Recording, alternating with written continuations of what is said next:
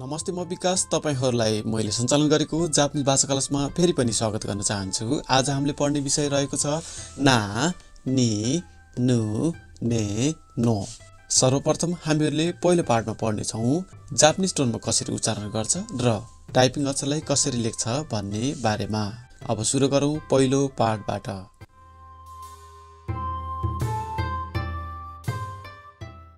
ना 1 2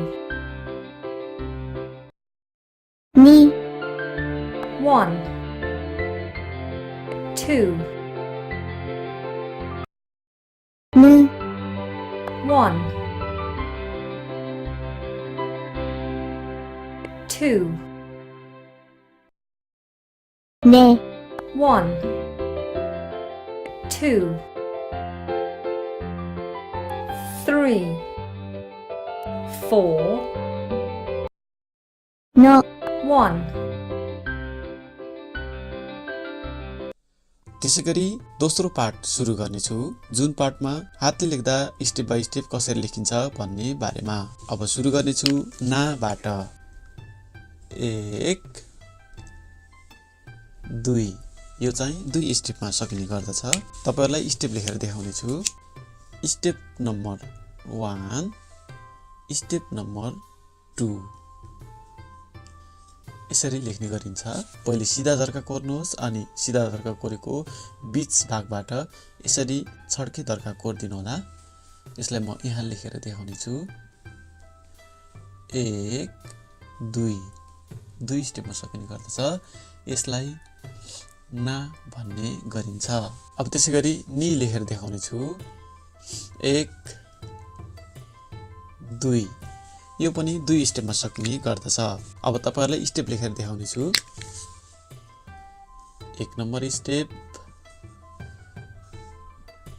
2 number step. तपाईहरुले लेख्दाखेरि 1 नम्बर स्टेप भन्दा 2 नम्बर स्टेपको धर्का चाहिँ अलिकति लामो गराइदिनु होला। यसलाई यहाँ लेखेर देखाउने छु। 1 2 दुई स्टेपमा सकिने गर्दछ। यसलाई नि भन्ने गरिन्छ।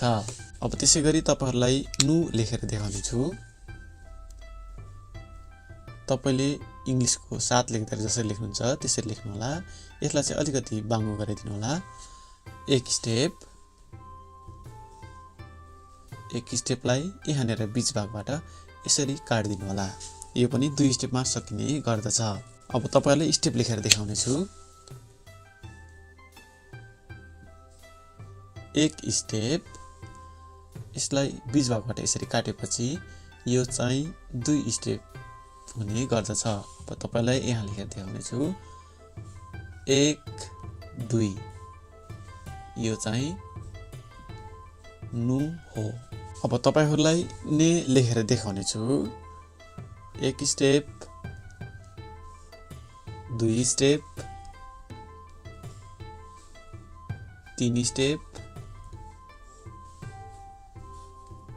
4 स्टेप। यो चाहिँ 4 स्टेपमा सकिने गर्दछ। तपाईहरुलाई स्टेप लेखेर देखाउने छु। यो चाहिँ स्टेप नम्बर 1 यो धर्का चाहिँ यो रहेको छ। त्यसैगरी स्टेप नम्बर 2 त्यसैगरी स्टेप नम्बर 3 त्यसैगरी स्टेप नम्बर 4। अब तपाईहरुलाई मैले यहाँ लेखेर देखाउने छु। 1 2 3 4 स्टेपमा सकिने गर्दछ। यसलाई चाहिँ ने भन्ने गरिन्छ। अब त्यसैगरी तपाईहरुलाई नो लेखेर देखाउने छु। नो चाहिँ एक स्टेपमा सकिने गर्दछ। सजिलो छ। यसरी छड्के धर्का कोर्दिनु होला। यसको पनि एकपटक स्टेप लेखेर हेरौं। स्टेप 1 स्टेपमै सकिने गर्दछ। यसलाई नो भन्ने गरिन्छ। यहाँ त हामीहरुले हातले लेख्दा स्टेप बाइ स्टेप कसरी लेखिन्छ भन्ने बारेमा लेखेर हेर्यौं।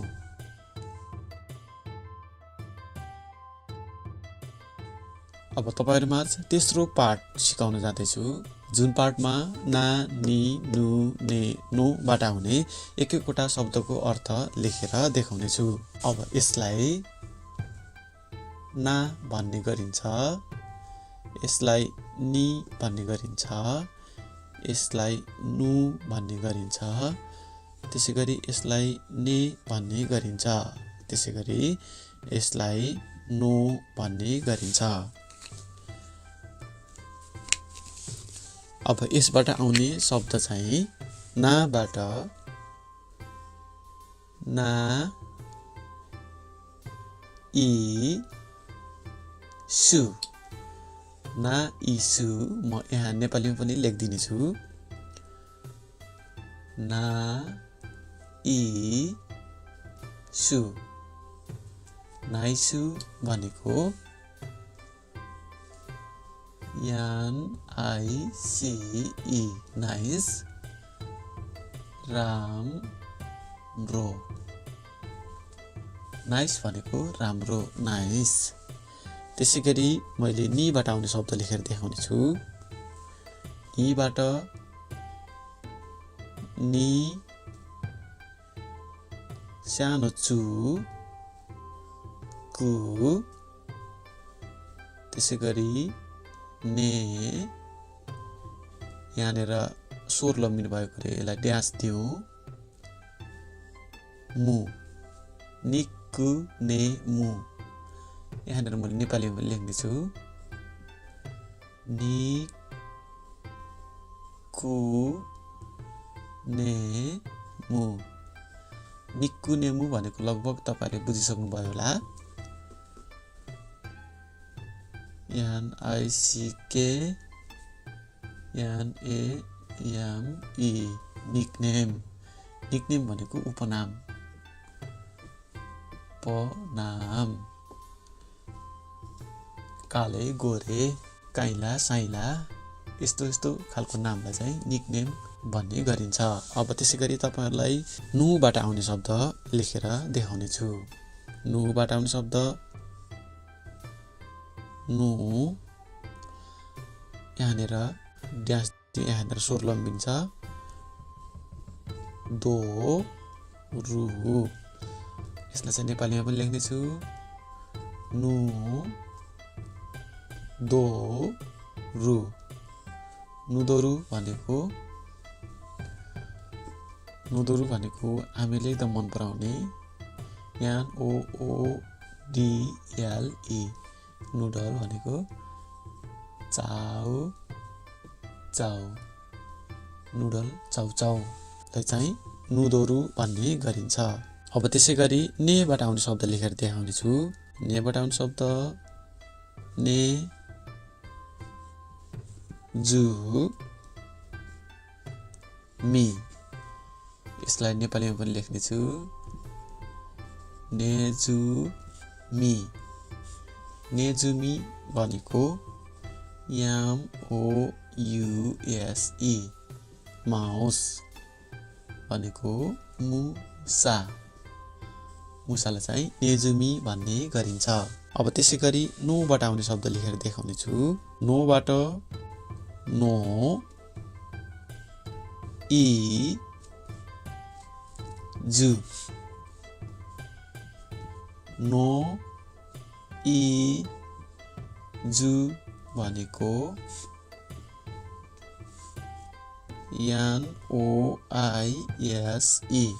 नोइज हो हल्ला हो हल्लालाई चाहिँ नोइज भन्ने गरिन्छ त्यसैगरी यसकै लगभग मिल्दोजुल्दो स्वरमा चाहिँ नो इजु भन्ने गरिन्छ यहाँ त हामीहरूले पढ्यौं ना नि नु ने नो बाट आउने एक एकवटा शब्दको अर्थ तपाईहरुमा आज एक पटक पढेर सुनाउने छु ना नाबाट आउने शब्द ना इसु नाइसु भनेको नाइस राम्रो त्यसैगरी निबाट आउने शब्द भनेको निकु नेमु यहाँनेर चाहिँ अलिकति स्वर लम्बिने भएकोले स्वर लम्बिने ठाउँमा चाहिँ ड्यास दिने गर्दछ निकु नेमु भनेको निकनेम उपनाम